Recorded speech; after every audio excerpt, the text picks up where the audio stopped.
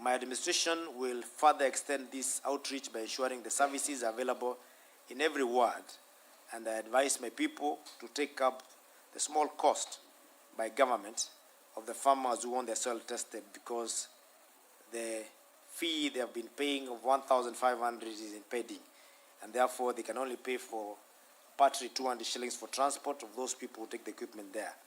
The rest will be shouldered by the government of Tharaka Nithi as a subsidy. To reduce post-harvest losses, we distributed post-harvest management equipment to farmers, including moisture meters, digital weighing scales, trampolines, and hammock bags to 8 aggregation stores.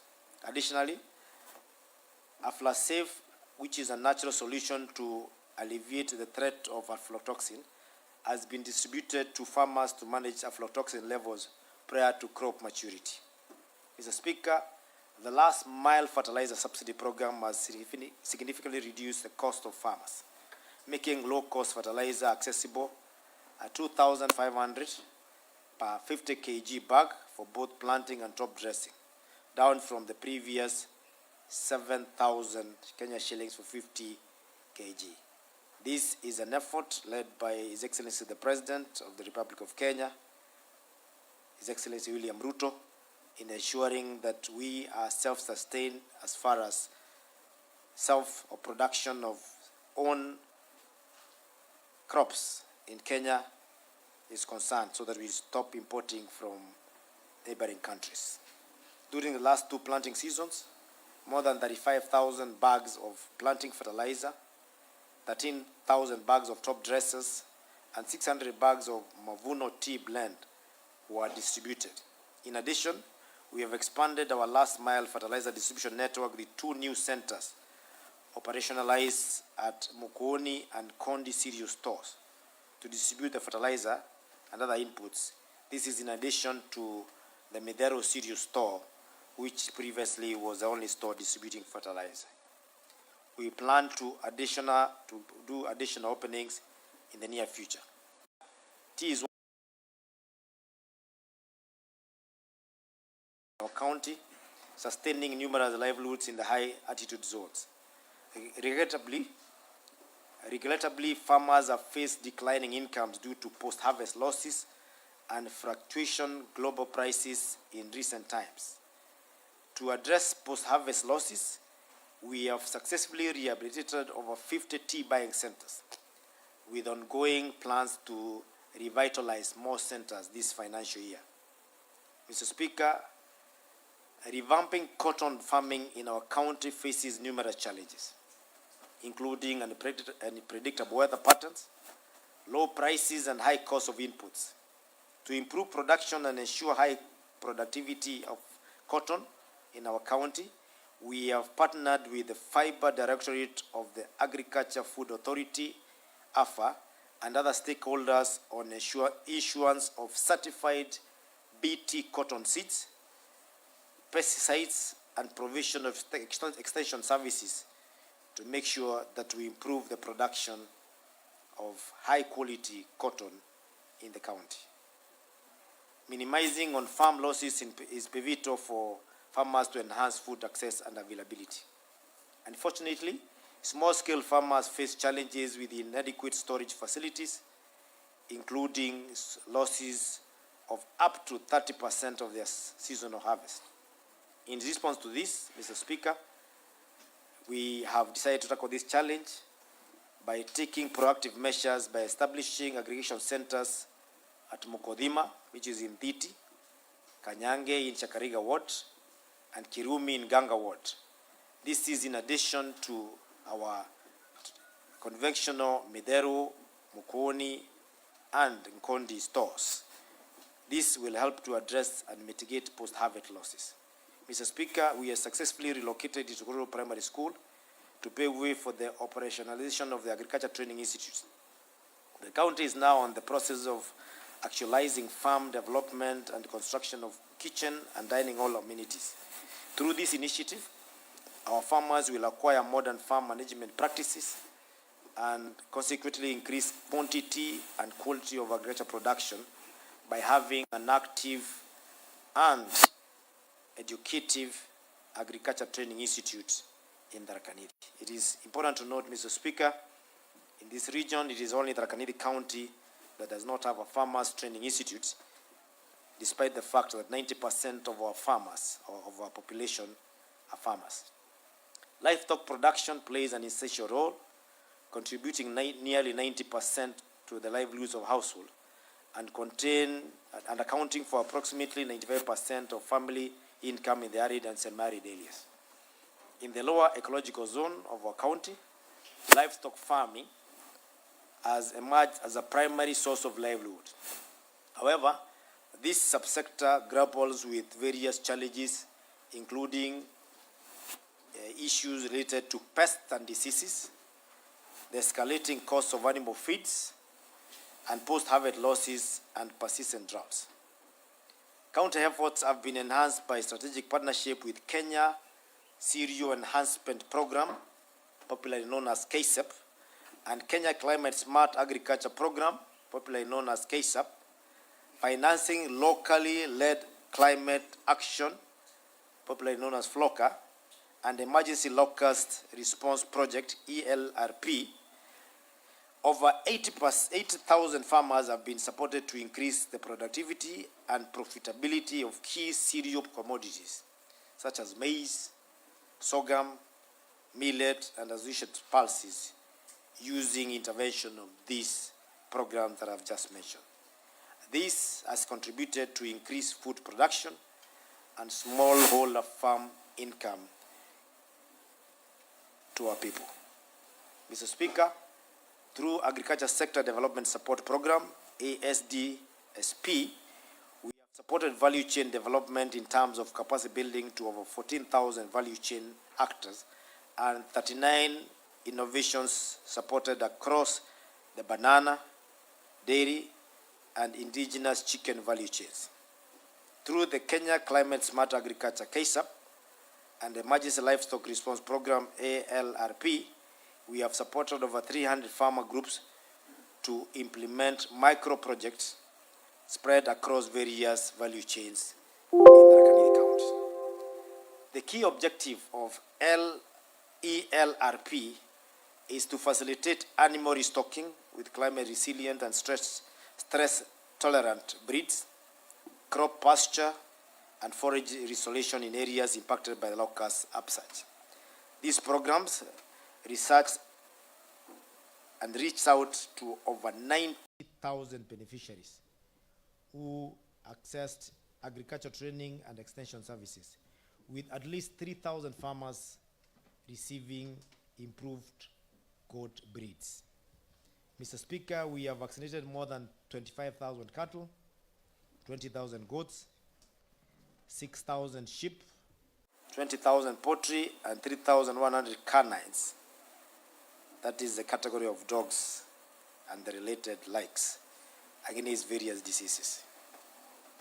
That includes even human beings who bite others. Due to the expansive demand for AI services, we have established a subsidized county AI service with substations at Kianjagi in Mara, Marimanti in Tharaka, and Chuka in Chuka-Gamangombe constituency. This initiative brings animal genetic material storage for services closer to our farmers, which has greatly reduced the cost of insemination. This will increase artificial insemination uptake, pedigree breeds, milk production, and an eventual increase in household incomes. Mr. Speaker and honorable members, all these interventions have resulted in the overall increase in milk production and collection by our farmers. We were doing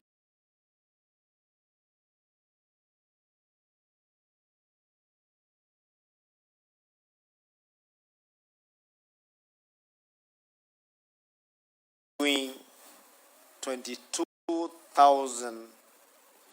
million liters or kilos of milk in 2017. Today, Mr. Speaker, we are a proud county to have increased that production not just by double, but by slightly over double, that we now collect every morning. 45 million liters annually in Tharaka Nithi County. With 45 liters or million liters of milk, we are heavily investing in the value chain in the agriculture sector to stimulate economic growth, and in the process of sourcing for partners to help in the establishment of milk processing plant that will enable our farmers to fetch more competitive prices with the milk and other dairy products, to create jobs opportunities and to boost the economy of the county and that of Kenya. The milk processing plant will play a crucial role in the dairy industry by transforming raw milk into various dairy products through proper pasteurization, homogenization, and quality control to ensure safe consumption, and strategies that are in place to extend milk coolers to parts of Tharaka Nithi County. My administration is dedicated to fortifying fish farming and fostering a resilient and inclusive aquaculture environment for the smallholder farmers in our county, including also regions.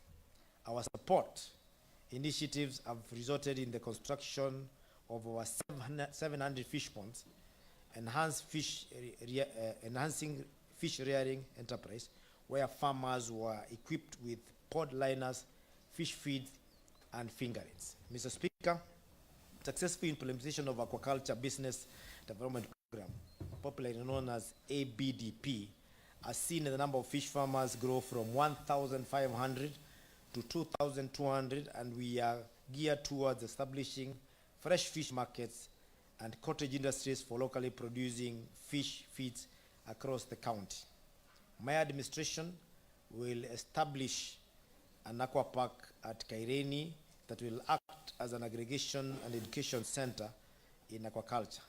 As it is, this will address the marketability aspect of fish, not only within the county of Tharaka Nithi, but outside the county as well.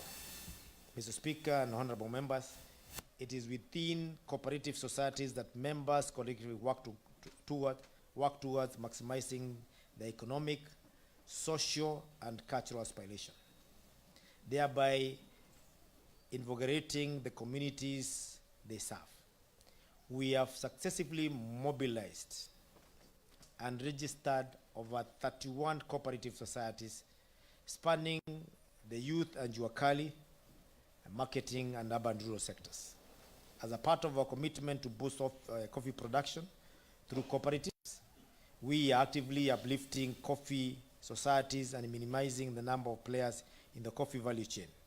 Additionally, through participation of agreement with the national government, financial institution, and our newfound partners in diaspora, we will strengthen producer-based organizations, cooperative automation, and improve credit worthiness, thereby promoting direct coffee sales. It is therefore my urge to the people of Tharaka Nithi, especially the farmers who are doing coffee, to increase coffee production, not only in quantity but also in quality, so that we do not look for markets that do not have products to meet the demand by the market we shall have opened. Mr. Speaker, in the partnership with the National Council of Churches of Kenya, NCCK, East African Grain Council, EAGC, and Micro Small Enterprise Authority, MSCA, we have trained our farmers producer organizations, popularly known as FPOs, with a membership of 6,000 farmers, and linked them to various markets such as East African Breweries Limited, Farm Shine exporters, and Grain Connection exporters to sell their farm produce, including cereals and pulses. This is domiciled mostly in the areas of the lower regions, and the headquarters is Gondiwat. Mr. Speaker, my administration has been prioritizing accessible, affordable, and universal health care in the areas of health. To this end, we have undertaken initiative to enhance our health facilities, bolstered the recruitment of additional human resource for health, and enhanced the provision of commodities, and medical supplies. These endeavors have led to significant advancement in health service delivery, and we are steadfast in our commitment to further reduce the distance between health facilities to less than 5 kilometers, aligning with the guidelines set forth by the World Organization, popularly known as WHO. Mr. Speaker and honorable members, there are 112 public health facilities in the county compared to the 86 in 2017. With the majority of these facilities operationalized, and this includes the latest babies, that is Tonya and Kerangi in the Tharaka constituency. I'm mentioning because they are babies. Wero and Kanini in Mara, and Yandega and Digriri dispensaries in Chuka-Mangombe constituency. My administration is in the process of upgrading several health dispensaries to health centers. That is from level 2 to level 3. And that is Katonga Model Dispensary.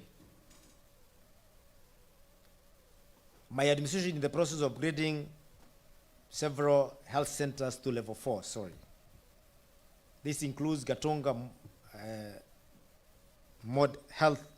Katonga Model Health Center, Mudambi Health Center, Kajuki Health Center, Pukolni Health Center, Kibugu Health Center.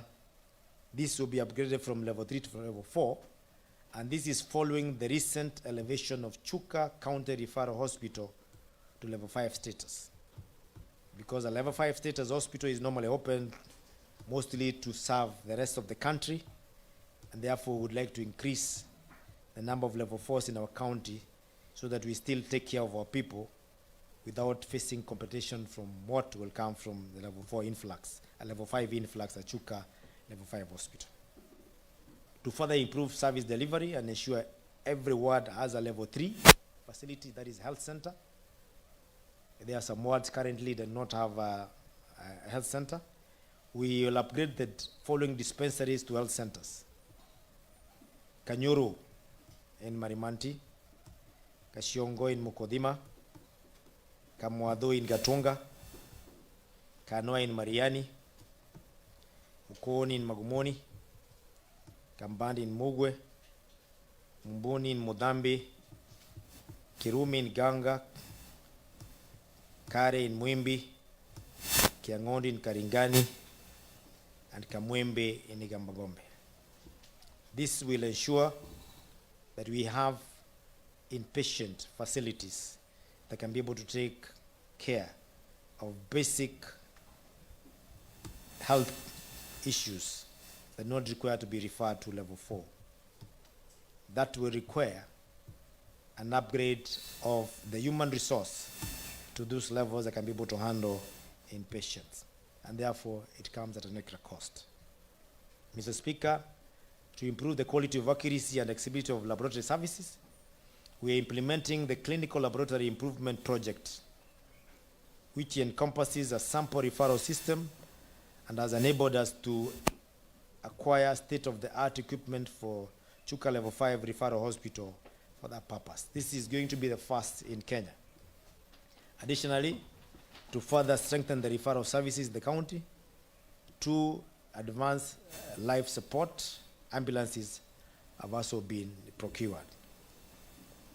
This is a system that will enable our patients from the lowest level 2 and the remote dispensary in Tharaka Nithi to have the same service of lab as the person who is at Chuka Referral Hospital, because we will be transporting samples and relaying back the results within hours from those particular dispensaries. In addition to bolster blood security in our health facilities, my administration established a blood satellite center at our county referral hospital. This facility enables us to process blood and its derivatives such as packed red blood cells, platelets, fresh frozen plasma, platelet concentrates, among others. This will alleviate the problem of our people having to wait for blood from far-flung centers like Kenyatta National Hospital and other regional centers. Mr. Speaker, additionally, my administration continues to ensure emergency medicine and medical supplies are available across the county. To this end, we're in the process of employing drone technology to transport commodities where they are required to save lives. Mr. Speaker and honorable members, the human cost associated with healthcare remains high within labyrinth of dispersed service providers. To strengthen the human resource for health and improve the quality of healthcare services, my government has continued to recruit and train healthcare workers. In the past 2 years alone, a total of over 90 medical personnel in various cadres have been recruited, and over 70% from diverse cadres have been released to pursue higher education in different specialties. Mr. Speaker and honorable members, primary healthcare is one of the key contributors to our pursuit of universal health coverage, both at the county and facility levels. In my administration, concerted efforts to buttress community health services in the county, we have enlisted the support of community health promoters, CHBs, who were previously called CHVs, to deliver primary health services, emphasizing a shift from curative and rehabilitative approach to preventive and promotive measures. And this is with the line with the Kenya Kwanza manifesto of providing universal health coverage for our patients before 2027. Their involvement has resulted in a commendable increase in the promotion of immunized children, rising from 72% in 2018 to 94.9% by 2022. Additionally, CHPs has created the proportion of women utilizing family planning methods from 67% in 2017 to 74.4% in 2022. Now you know why our population is not increasing. Overall, Tharaka Nithi County healthcare is performing above the national average across multiple parameters. Mr. Speaker, honorable members, most of our facilities are dedicated to providing reproductive, maternal, newborn child and adolescent healthcare service. Notably, as per the Kenya Demographic Health Survey, KDHS of 2020, our county achieved a remarkable 95% rate for skilled deliveries, surpassing the national target of 89%. Additionally, the percentage of fully immunized children under 1 year in our county stands at 95%, surpassing the national active achievement of 82%. Moreover, my government has made significant strides in improving nutrition services, resulting in the substantial reduction of the overall stunting rate from 32% to 21%. In terms of sanitation, Tharaka Nithi has now higher coverage of households with access to improved sanitation at 95%. These accomplishments are a testament to the impactful public health interventions implemented in the county. And I applaud the Minister of Health, led by Dr. Mburaku, because of achieving this 95%, making Tharaka Nithi County almost an open defecation-free zone in this part of the country. Mr. Speaker, in a bid to enhance antenatal care, ANC coverage among our women for reproductive age, we supported the training of our CHPs on short messaging prompts aimed at enrolling eligible mothers to the platform in which beneficiaries are able to interact with healthcare providers. Over 1,000 mothers have been enrolled in this program, which aims to adopt technology to improve maternal well-being. This is a program where expecting mothers are hooked to some app where they keep on interacting with the professionals who tell them what is going on in their life during the 9 months of gestation.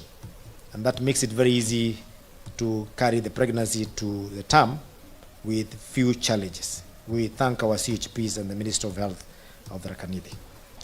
In addition, my administration rolled out an electronic community health system, ECHIS, where all community health extension workers and community health assistants have been trained, and the same training will be cascaded to all CHPs. We are also rolling out an ambitious geographical information systems, popularly known as GIS, for tracking healthcare issues at household levels throughout the country. Mr. Speaker, my administration is cognizant of the essential role of the financing in health services delivery and instituted measures to ring-fence and avail adequate resources to our health systems. In pursuit of this goal, Mr. Speaker and honorable members, my government has enhanced the Tharaka Nithi Health Services and Sanitation Act 2021 and the subsequent Facility Improvement Fund, FIF, regulations of 2023, all of them passed through this county assembly. This will enhance the health facilities. This will help to ensure that the health facilities, right from the level 2 to level 5, to retain their facility improvement fund collections and support primary healthcare facilities to finance their operations. This, Mr. Speaker, is an exercise that ensures that all the money that is collected from the health facilities from poor patients does not find its way into other uses like roads, allowances for both the executive and the county assembly, and all the other related fields that do not contribute directly to health. It is very important for that part to be ring-fenced and promoted, because during dry times like now, when we have not received any equitable share, then it is possible to continue buying our drugs and medicine and other commodities to support our health care. It is worth noting that the Facility Improvement Fund collections increased from shillings 99 million in the year 2020-2021 to Kenya shillings 120 million during 2022-2023 financial year. We are targeting to increase this to 300 million in the medium term. Don't dare ask how much we used to collect before, because you will not believe it. In the realm of public administration, Mr. Speaker, my government has prioritized seamless intergovernmental coordination between the national and the county governments, the chiefs and our ward administrators, the assistant chiefs with our ward admins, and the CHPs who are part of administration, all the way to the county commissioner. We do not have boundaries between county and national government when it comes to delivery of service to our people. We are different levels of government, but united in coordination to deliver to one mwananchi who know one government under one constitution of Kenya.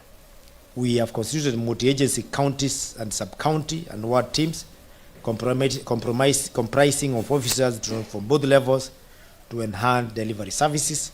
And a very good example of that is the multi-sectoral committee and team that is dealing with the illicit brew in Tharaka Nithi County. The county has a high rainfall or rainwater endowment and a high rainwater harvesting potential, Mr. Speaker. We are currently in El Nino. We are in the base of Mount Kenya, and therefore, when it rains in Tharaka Nithi, it pours. When it is not raining, it is another extreme. That is the reason why rainwater harvesting is key, because we are able to mitigate the scarcity that is normally followed by plenty, which is usually 3 months of dry season, 3 months of rainy season. For this reason, we have decided to build resilience occasioned by weather variability and the gripping effect of climate change. We face a number of water harvesting and storage related challenges that directly affect water security and subsequent provision of quality water and sanitation in this county. It is for this reason, Mr. Speaker, that despite abundant rainfall, our capacity to harvest rainwater during such times remains limited, And when not collected adversely, it affects our infrastructure, our roads are usually washed away, and bridges, and also households, including mudslides in part of this county. I call upon residents to embrace water harvesting at a house level for increased water availability, and also to reduce these calamities that usually are occasioned by huge volumes of uncollected water on our roads.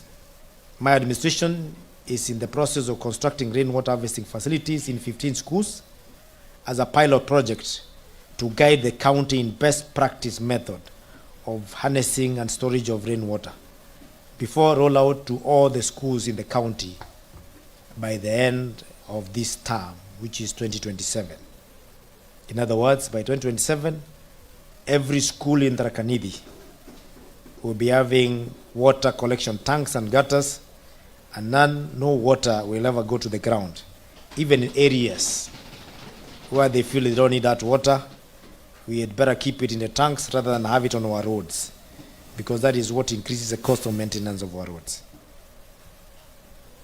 That is a program that we wish to roll out in collaboration with the members of the County Assembly in various wards. Mr. Speaker, my administration is developing a policy on rainwater harvesting, and therefore this assembly will play a critical role to help us to increase that potential of water harvesting. It is not possible to enhance that directive to have rainwater collection by all wananchi unless we have a law to enforce it. And that is why, honorable members of this House, when you are called upon to expedite the approval of this policy and to enact the subsequent water harvesting bill, please do it with speed and accuracy, knowing that you are saving your people and by giving them adequate water and saving your infrastructure.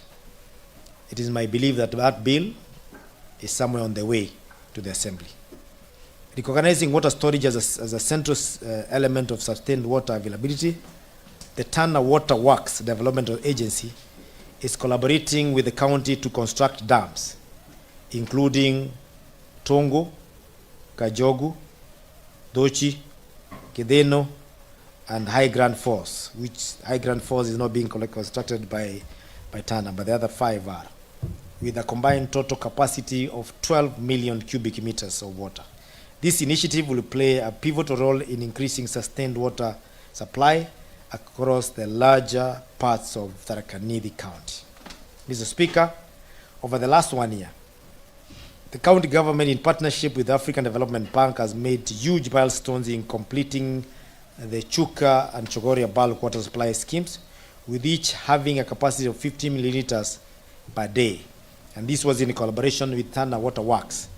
When this water has been tested and the systems are found to be perfectly working, this bulk water will be handed over to Tharaka Nithi County, which will then manage using the water company, that is Nituasco. The 2 schemes are waiting the last mile connectivity with an estimated 13,000 households expected to be connected. Further, Mr. Speaker, having completed those 2 projects, this year, in collaboration with Tana Water Works, we have committed to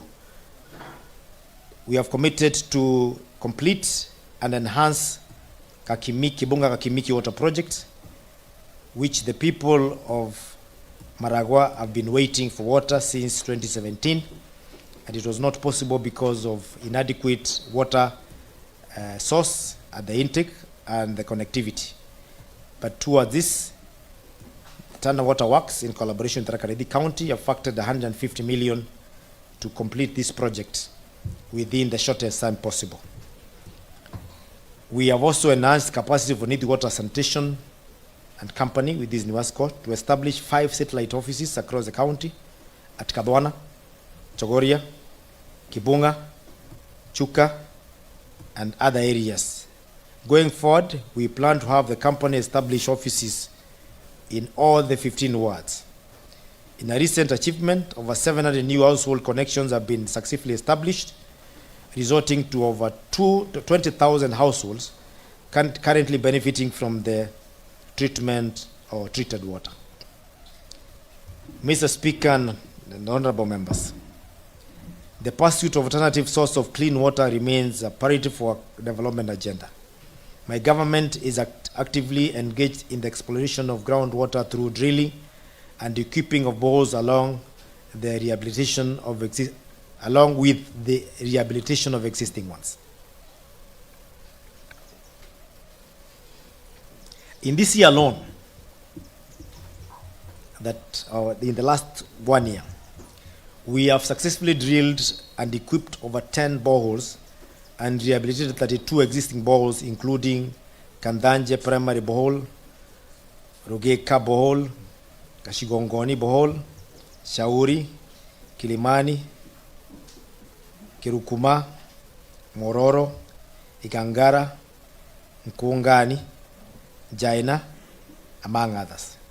To ensure the sustainability of these systems, we have established a framework contract for the prompt operation and maintenance of these facilities.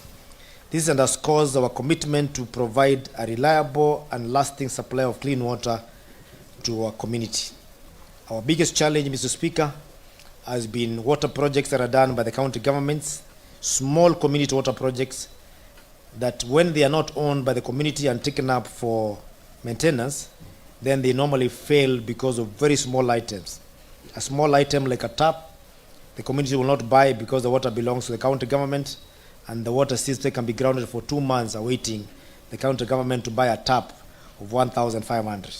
And it's for this reason, Mr. Speaker, E-Water Service, a private company which provides 24/7 access to clean water in sub-Saharan Africa, has entered into partnership with Tharaka Nithi County to administratively be able to enable communities to manage the small water systems. My administration signed a memorandum of understanding in April 2023 with E-Water, becoming the first county to do so in Kenya for rehabilitation of failed borehole systems and drilling of new ones in rural areas. Using custom-built prepayment smart tap and local operations and maintenance partners, Maji Popote, the project will guarantee access to clean water anytime by placing a new water tag with credit into the window of any smart tap where we have a water kiosk. Mr. Speaker, these are technology that will enable people to buy units of water just the same way we normally buy units of airtime to be able to speak. Water will be very, very cheap because we do not sell water. We only pay something little to be able to manage it. And therefore, with the little as 5 shillings per jerrycan of 20 liters, it will be possible to have water throughout the year, 24/7, 365, by just buying your token, which is in a chip. You tap it against the tap, and the water comes out. When your units are drained, you cannot be able to get water until you refill. That way, you don't have to interact with anyone who will tell you to give them favors or do them favors for you to get water when you don't have money or when your money is not enough. This activity will also create employment because our youth will be able to sell those tokens and at the same time be able to manage the technology that is going to be available at the taps. We have committed that this festive season, before the end of January, we shall launch that project in Kondi Ward. Using custom-built prepaid smart tap and local operations and maintenance, Maji Popote, I've already said, we will be able to be guaranteed access to clean water. It is important to note, Mr. Speaker, that Maji Popote is a company, or rather an organization that's locally owned by one of our own here in Tharaka Nithi County and partnering people all the way in England, because E-Water is a company that is based in England.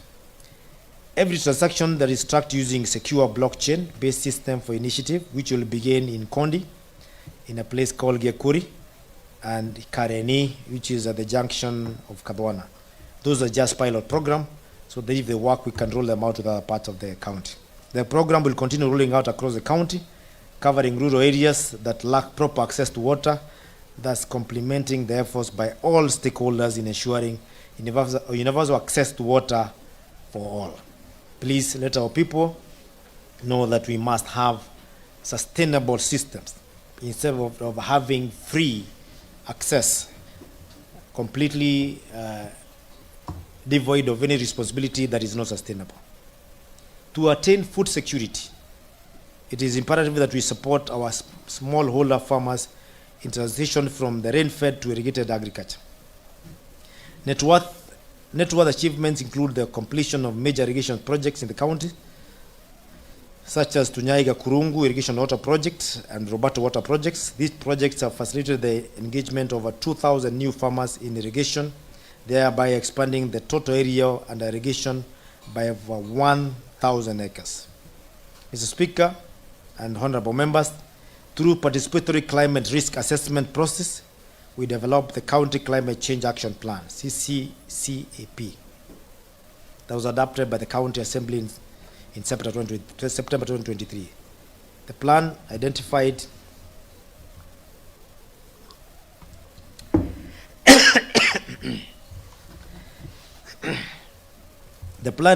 the key priority areas of intervention in the water, agriculture, disaster, risk, and environment sectors based on the locally identified climate hazards. Recognizing that adapting to climate change is a global imperative, we have taken proactive steps by developing the County Adaptation Plan, that is CAP, and the core principle guiding these frameworks is to enhance the resilience of our community by aligning the adaptation strategies with their specific economic systems. Mr. Speaker, this approach underscores our commitment to not only addressing climate change at the local level, but also ensuring that our communities are equipped to navigate and thrive in the face of these challenges. The two frameworks are the key parameters for our readiness to mobilize for and receive climate financing. We are currently implementing the financing locally led climate actions, popularly known as FLOCA, a Kenya shillings 600 million projects that will kickstart the implementation of CCAP, and that will strengthen the local resilience to the impact of climate change, natural hazard, and other shocks, thereby supporting Kenya's transition to a low carbon, climate resilient, and green development pathway. Mr. Speaker and honorable members, education is the foundation of the future of our society. Shaping the minds and aspirations of generations to come, and it is within the halls of schools that the foundation of prosperous future is laid. Commitment to providing quality learning opportunities to our people is not only an investment in their individual potential, but a key driver for the overall well-being and achievement. To provide a conducive learning atmosphere, my government has constructed over 185 early childhood development or ECD classes and recruited 462 ECD teachers who have been retrained to adapt the new national competence-based curriculum. Further, we have provided teaching and learning materials including tables and chairs, among others, 15 words. Some schools in the 15 words. The investment in early childhood education have resulted to transition rate of 90% from ECD to primary school and a net enrollment of 80%. I do not know why we cannot have 100% transition from ECD to primary school, and therefore that 10% is a reason to worry, and I will not look at that as an achievement. So the people who are concerned, we need to make sure that we have 100% transition from ECD to class 1. Mr. Speaker, education is a foundation for society, and the time women commit to childcare takes up time and opportunities that would otherwise have been used in other income-generating activities, thus limiting women from engaging in economically viable activities. This is because our education system does not allow children below the age of 4 years to go to school, and therefore the mothers are confined to childcare up to when the school-going age of 4 is achieved. It is for this reason, Mr. Speaker, that we have, as a county, decided to empower women who are childbearing, their mothers, who cannot afford caregivers. That is popularly known as maids, or in Kiswahili they say boch. After the babies and mothers have interacted for the first gestation, or rather upbringing period of 1 year, so they can be able to go back to their trading activities. In line with this, Mr. Speaker, with the agenda of leaving no one behind, we have introduced an innovative solution to support these mothers. The solution is a concept called the creche. This initiative is designed to provide supportive environment, allowing these women to continue their trading activities while ensuring the well-being and care of their infants. This program, which we did a pilot at Chuka Market, has received a lot of acknowledgement throughout the country. It is now a policy by the national government. There is no market in Kenya can be made without a creche, because that creates an environment for mothers to be able to trade and at the same time take care of the children. This program, which is a proud first of Tharaka Nithi County, has made us be recognized even outside the country. During the 6th Guangzhou, China Global Mayors Forum, held in December 2023 in China, I presented the Women Economic Empowerment Agenda through the creche intervention in our county. The key benefits included providing mothers with peace of mind at work, empowering young business women with the flexibility in their daily economic activities, facilitating a seamless transition post-maternity, and enabling more mothers to serve and at the same time be breadwinners by increasing their income and through continued engagement in business activities, reducing what we call time poverty. This is poverty that is usually engraved or entrenched in our community because of using time that would have been valuable in doing something that would have been done by somebody else who does not require much pay like you do. Building on the success of this creche program, Mr. Speaker, we endeavor to establish more partnership to scale up the creche initiative, to have more market centers in Tharaka Nithi, that no market now can be built in Tharaka Nithi without the creche, and those that have already been built, we have to find a way through public participation to introduce those creche in these markets. We also need to put ECD centers and in that are fully equipped in this creche, so that once we have established that we can be able to have a curriculum for children who are 3 years of age through a study that we are carrying out with Kenyatta University and Yale University through Melinda and Bill Gates Foundation, it will now be possible to have children spend time in the creche, not just playing, but also being taught. That will mean an extra cost for us, because it will mean that every market will have to have 2 ECD teachers or caregivers. Of course, it is an opportunity for more employment. It is costly, but is value for money for our mothers and our children. It is my conviction that the quality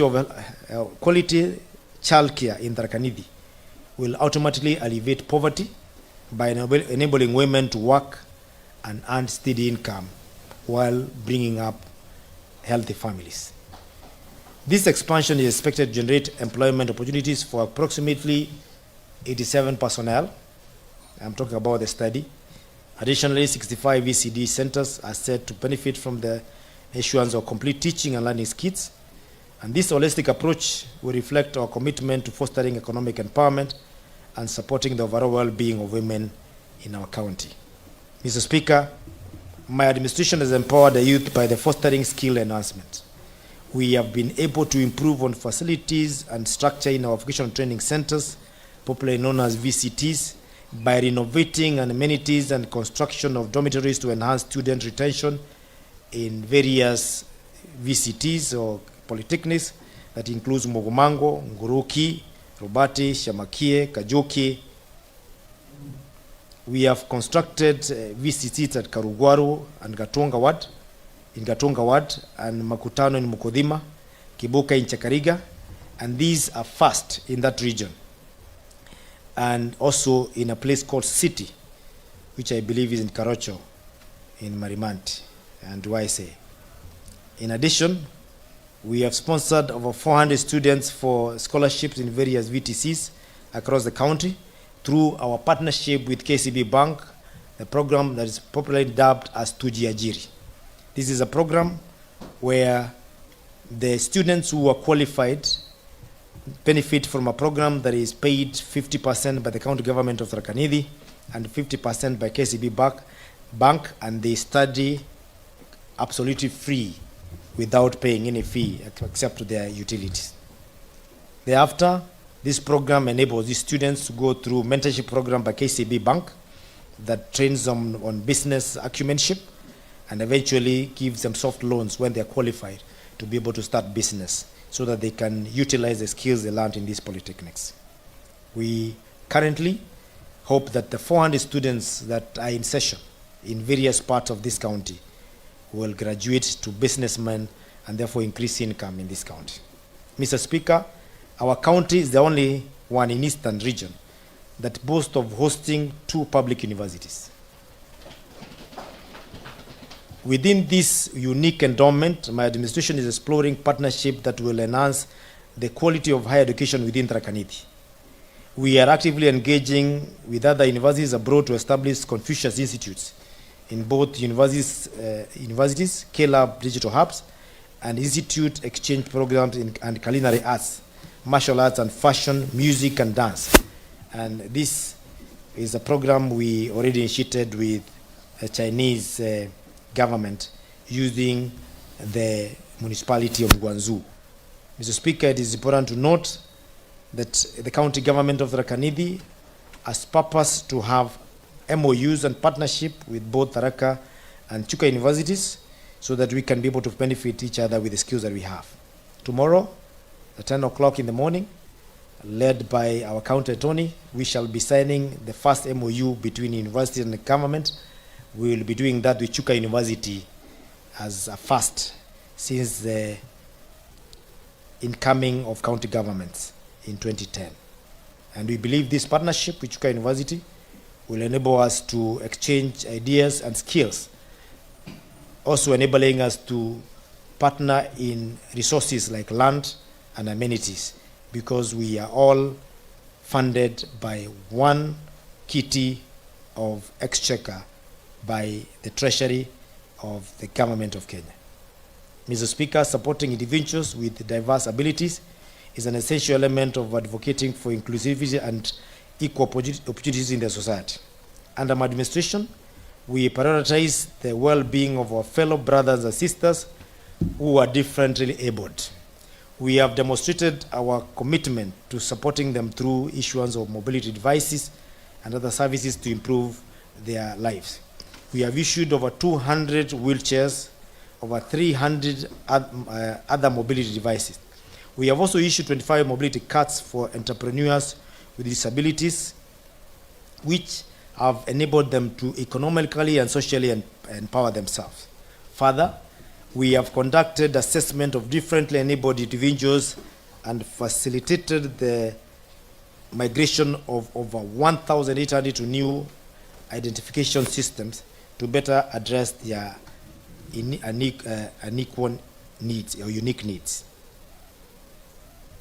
Mr. Speaker, to further empower our different abled citizens to benefit from the access to government procurement opportunities, that is AGBO program, my government has a schedule to undertake training for PWDs to capacity build them and equip them so that they can have direct assessment or access to businesses in government, including Tharaka Nithi County. We always by law, reserve 30% of all opportunities in business and procurement to PWDs, youth, and women. I have directed the Department of Public Health and Medical Services to decentralize assessment of PWDs to Magutuni Hospital and Marimanti Hospital, in addition to Chuka Hospital Level 5, which is the only facility currently offering the service. That today, if you wanted in Tharaka Nithi to be given the card for disability, you must go for your medical test in Chuka Hospital. We have said no to that. We must now have Marimanti and Magutuni also taking over these assessments. Under my leadership, we have undertaken 72 rescues in cases involving defilement, child abuse, and abandonment, placed in safe spaces within the county, and worked with the authorities and our judicial system to seek justice. We have undertaken to integrate these vulnerable children into the society to enable them to grow in loving and healthy environments.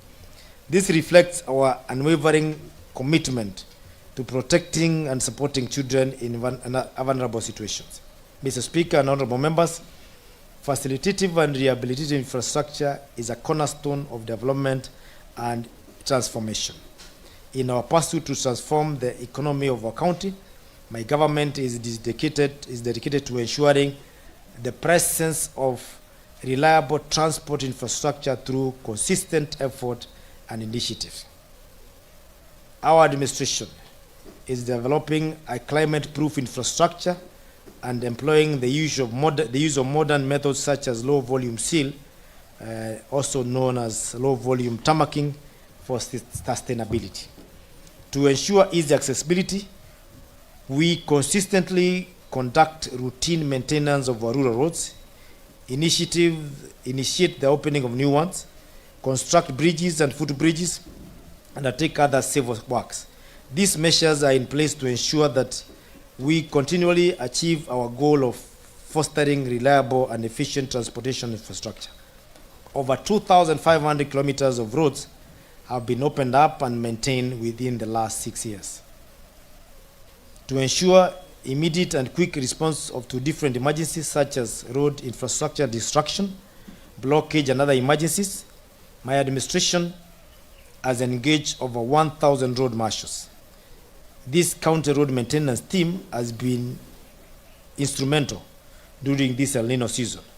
For instance, they swiftly restored the flow of Ketuma and Kararo rivers in Marimanti, responded hastily to clear landslide at Getogoto, and diverted flood waters that threatened engulfing homes at Munga,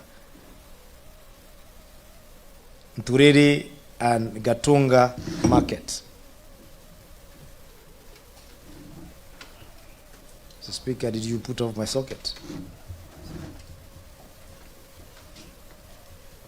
Mr. Speaker, some areas in close proximity are separated by rivers and rugged terrain, restricting intercommunity socio-economic interaction to ensure citizens seamlessly transfer the community. We must establish proper linkages through construction of bridges and footbridges. Over 50 bridges and footbridges have been constructed, including Kidioroka Bridge in Marimanti, the boundary of Marimanti and Nkondi, Mwanyani Bridge in Nkondi, Mutuguta Bridge in Chogoria, Kigani Footbridge in Chakariga, Gencheni Footbridge in Mukodhima, Kajoki Kamonka Footbridge, among many others. An effective and efficient road network is essential for accessibility and commerce. To date, my government has managed to upgrade over 35 kilometers of county roads to bitumen standards, encompassing towns and municipalities.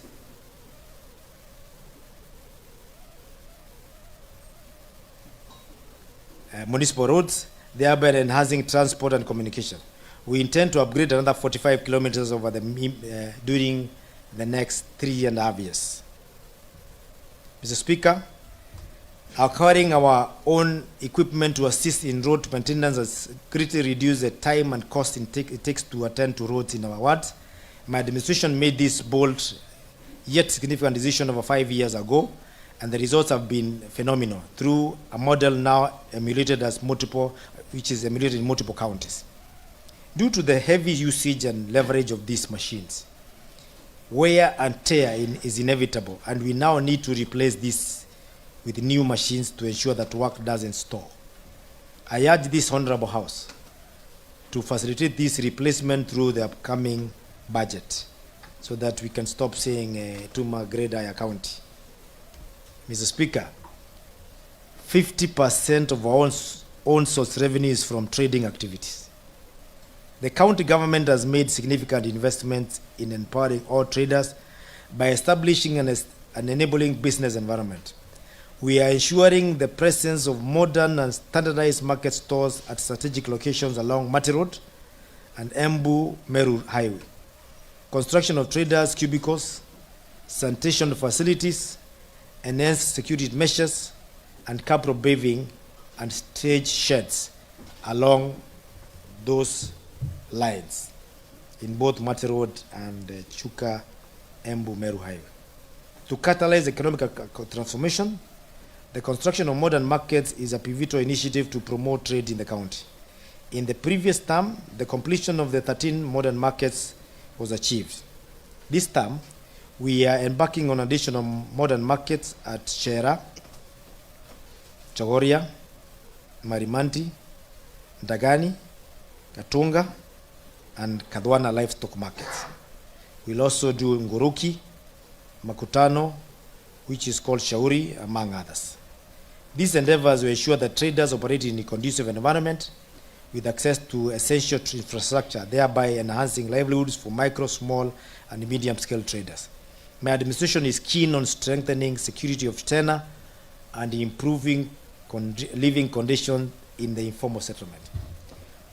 We have also initiated, Mr. Speaker and honorable members, the improvement of the informal settlement at Chuka Muslim Village, and currently in the process of enhancing living standards in Marimanti town through the formal settlement scheme initiated through the Kenya Informal Settlement Improvement Program called KISIP. This effort restricts our commitment to creating better living environment for our residents and fostering sustainable urban development. To protect land and set aside for public utility by administration has successfully facilitated acquisition of title deeds for our institutions, such as Chuka Referral Hospital, the Cereals and Produce Board, Ituguru Agriculture Institute, Deputy Governor's Resident at Kandanje, Katonga Health Center, Magutuni Level 5 Hospital, Marimanti Hospital, County Assembly Chambers at Kadwana, among others, and a few others are also in progress in addition to this. We are also in the process of relocating Kadwana Prison to Kabariyange to pave way for the affordable housing project, establish a level 4 health facility, in addition to crucial public infrastructure development. In the space of affordable housing, we have also agreed to partner with the national government by giving up land in various parts of this county. That includes the Kadwana, Chuka, and Majera in Mara constituency. Active involvement of public governance and legislation is also a fundamental commitment that the administration will uphold. We have lived by the principle in the management of our county affairs through the public participation and civic education policy, which guides our engagement with the public. I am deeply impressed by the ability of Chiambai to make her voice heard. Through this, development needs have been identified and addressed through our different interventions. My administration, through our public participation unit, will continue involving our people in governance.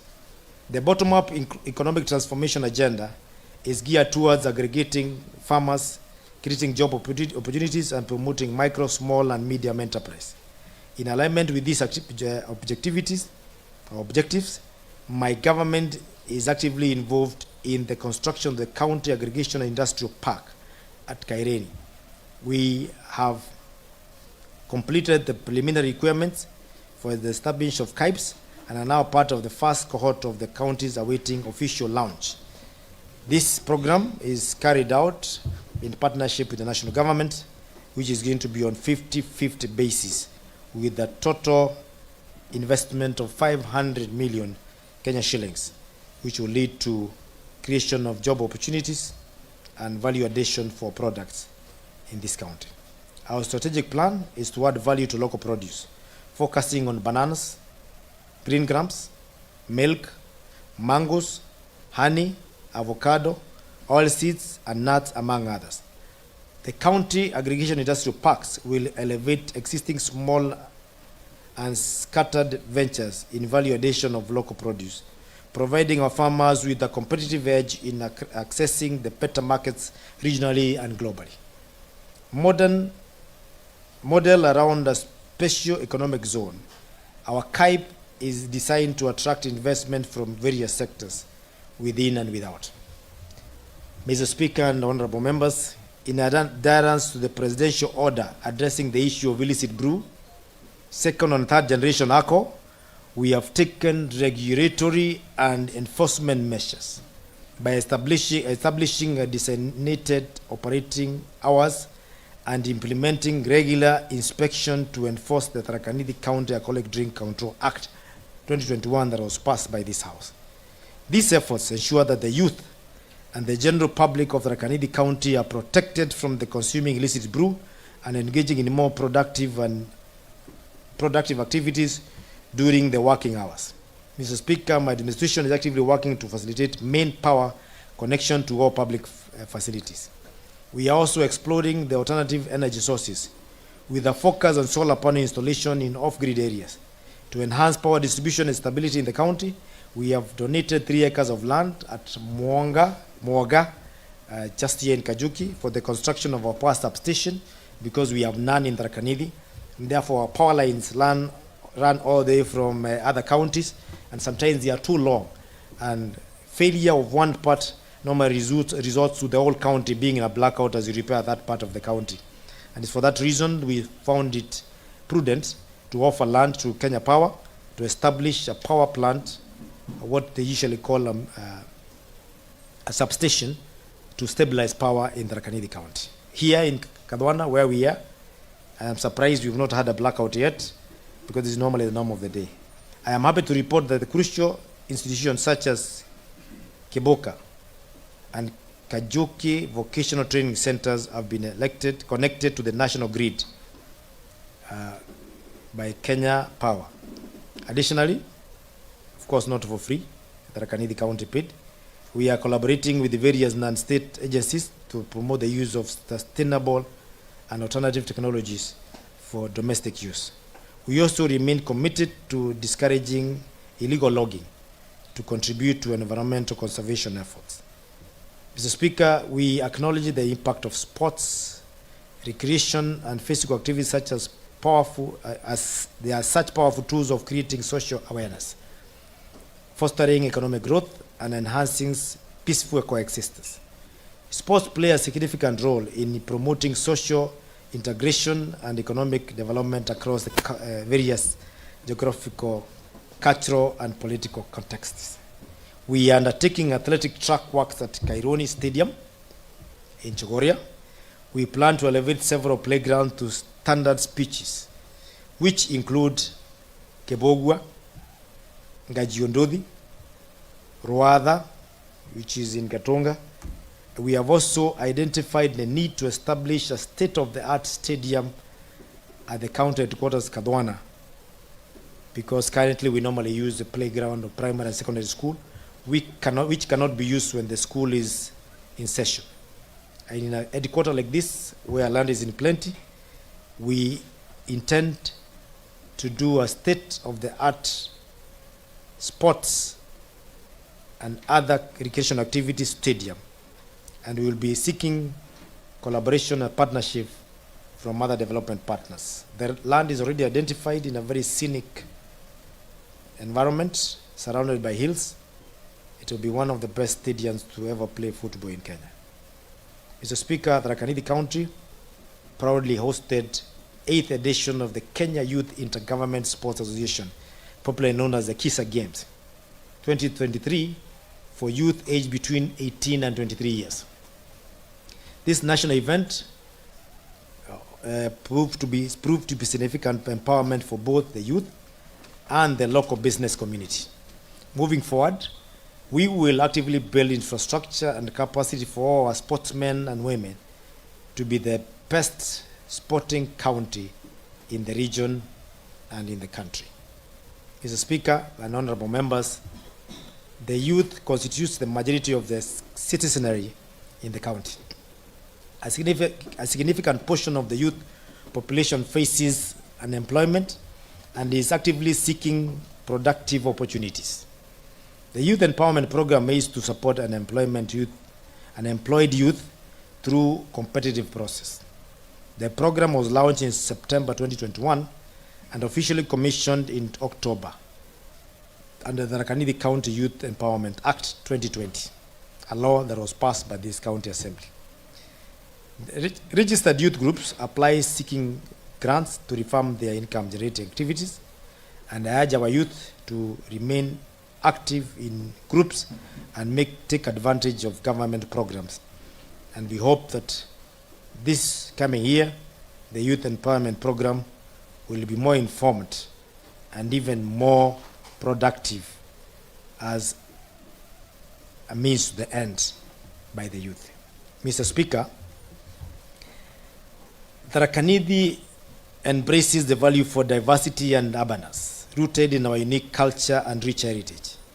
Our culture is not only the essence of our identity, but also a unifying force. It is imperative that we safeguard the invaluable cultural legacies of our communities, serving as reservoirs for wisdom and future generations. Mr. Speaker, we launch documentation and digitization of indigenous knowledge and traditional access program, whose objective is to collect and protect traditional knowledge and cultural assets and expression of our communities. This project empowered 30 youth. It's also empowered during Cheke and a community-based organization, and all serving as custodians of our culture. We are carrying out a survey of our culture and tourism attractions, and data collected will be presented to the National Museums of Kenya for documentation and subsequently used to promote our culture heritage to the rest of the world. In response to the ongoing El Nino rains, Mr. Speaker, my administration is steadfast in its commitment to mitigating adverse effects, preventing loss of lives through flooding, drowning, and associated disease outbreaks. I have established a multi-agency team for surveillance activities in the areas affected and likely to be affected by the rains. The highest rainfall during October-December period was attributed to El Nino phenomena, and it presents both blessings and a challenge to our county residents. While providing water to many households, it also poses a potential challenge. This increased rainfall is expected to enhance agriculture production. And as a county, we have taken proactive steps in collaborating with partners like the Red Cross, Kenya Forest Service, Kenya Meteorological Department to assist families and households affected by the rain, to include the provision of water, treatment chemicals, insecticides, pesticides, and mosquito treated nets and foodstuffs. That is, insecticide treated mosquito nets and foodstuffs. Mr. Speaker and honorable members, despite various drawbacks by the administration,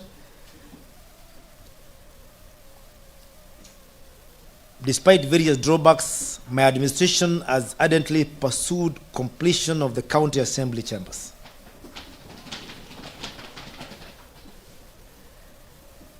Through the support of the Senate, the demanding journey towards completion of this crucial facility is drawing to a close.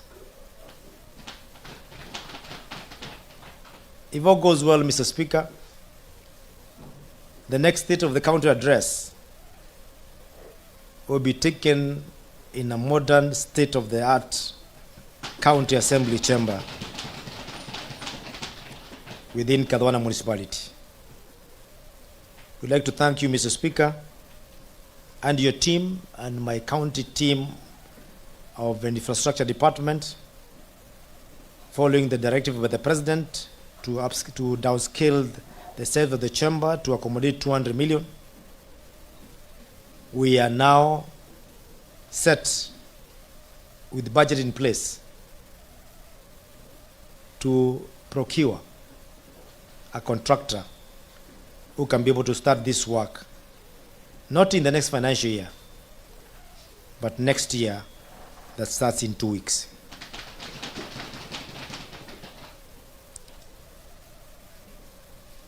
So far, we have achieved various milestones toward the goal of establishing modern county assembly, including formation of multi-sectoral committee for the technical project, review and adoption of the presidential recommendations, project cost estimation ahead of the implementation.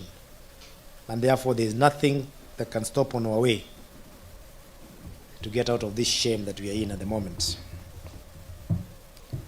I call this Honorable House, Mr. Speaker, the executive in its bid to obtain the necessary budget allocations and provide the requisite oversight for completion of this project of the County Assembly.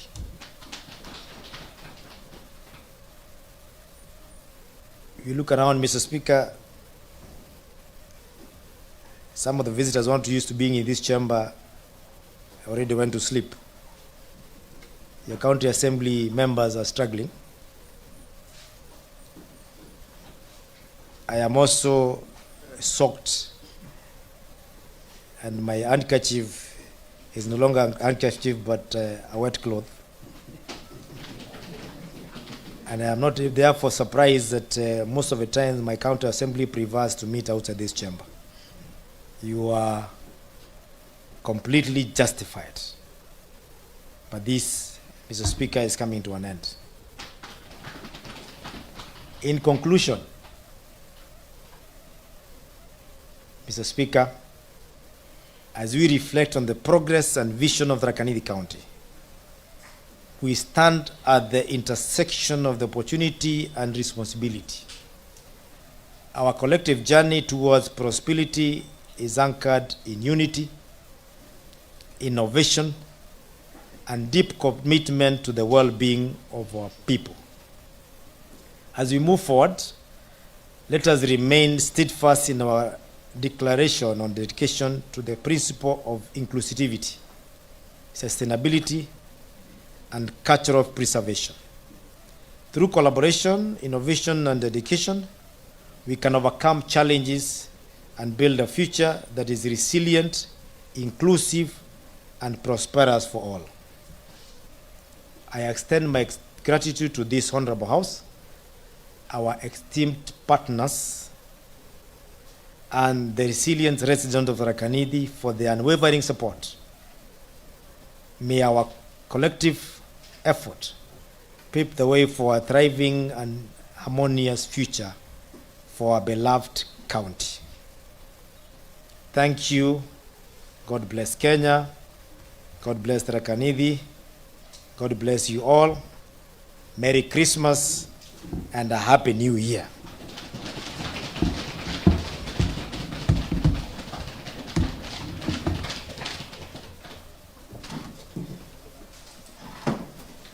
Honorable members, it was an oversight that we forgot to recognize and welcome the members of the Court Estate. So we are aware that it is belated, but most welcome. Honorable members, the governor having read his speech in this house, now it becomes a property of this house. And the honorable members are standing order number 33 allows us that once we resume back, we shall have not more than 4 sittings to discuss the speech of His Excellency the Governor. One of the members, the Standing Order number 38, subsection 1, provides for the regular sessions of the Assembly. It states that except for the session commencing immediately after the general election, the regular sessions of the Assembly shall commence on the second Tuesday of February and terminate on the first Wednesday of December. In light of the above, honorable members, the House stands adjourned until Tuesday, 13 February 2024 at 9:30 a.m.